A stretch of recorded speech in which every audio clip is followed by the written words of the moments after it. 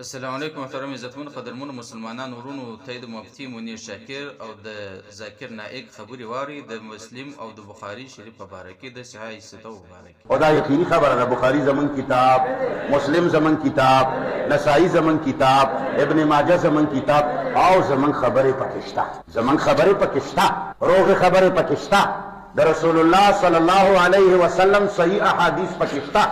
صحیح خبره خو چې یو سړی کله ماته شیطانی کوي، یو سړی چې زما په کور کې بیماری جوړوي، هغه به 99 خبرې ما ته ټیک کوي چې زما اعتماد پیدا کړي. 99 خبرې به ټیک کوي چې زما اعتماد پیدا کړي، یوې خبرې کې به ګډوډ کوي. نو دا زما کتاب نه دی. شیعهګان د په کلکو غوږونو واوري. بخاري، مسلم، ابو داود، ترمذي، نسائی، ابن ماجه، تباری، نشپوری، تفاسیر، دا څه کتابونه چې دي دا ایران کې لیکلي شي دي. بخارا، سمرقند، نشاپور، ترمز، نسا، دا ټول علاقې په فارس کې چې کله د نوم فارس او د عمر فاروق رضی الله تعالی عنه په زمانه کې فتح شو. دا څه چې لیکلي شوي دي ایران کې دي. کتابونه ستا دي خو زما خبرې پکې شته. کما خبره چې زما د خبره نه خلاف وي هغه ستا خبره ده، ځکه چې کتاب د چا دی؟ ستا دی. شیعه د چا کور نه راغلی وی؟ ستا کور نه راغلی وی. چا لیکلی وی؟ ستا سړي لیکلی وی. دا چې څومره محدثین دي دا د نسب په اعتبار سره مجوسی النسل دي. څوک دي؟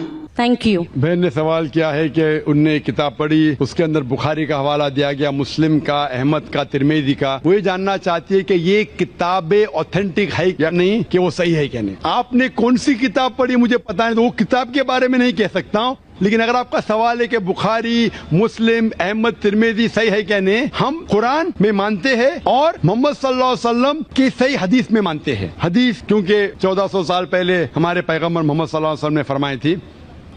हदीस 3 किस्म के होते हैं, सही, ज़ईफ और मौजू। सही मतलब पुख्ता, ऑथेंटिक।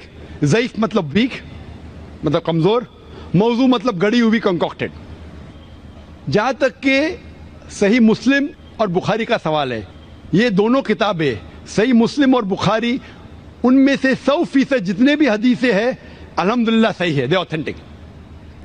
बाकी जो किताबें हैं सियासत्ता या कुतुब सित्ता के, तिरमिजी, सुनन अबू दाऊद, इब्न माजा और सुनन निसाई, ये 4 जो किताबें हैं कुतुब सित्ता के, इनमें से अक्सर हदीस सही है, लेकिन चंद हदीस इसमें ज़ईफ है।